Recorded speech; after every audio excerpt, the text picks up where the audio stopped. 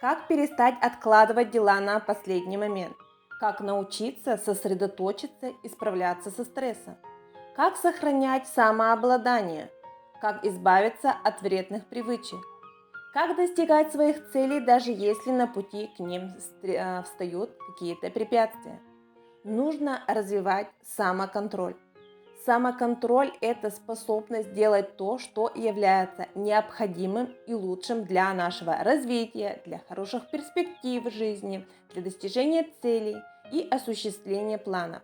Причем делать даже тогда, когда нам этого не очень-то и хочется, когда хочется отвлечься на что-то, кажущееся более приятным. Удовольствия хороши тогда, когда не оставляют после себя неприятного осадка, угрызений совести и гор разрушительных планов. Именно самоконтроль помогает нам выбирать полезные удовольствия и избегать вредных.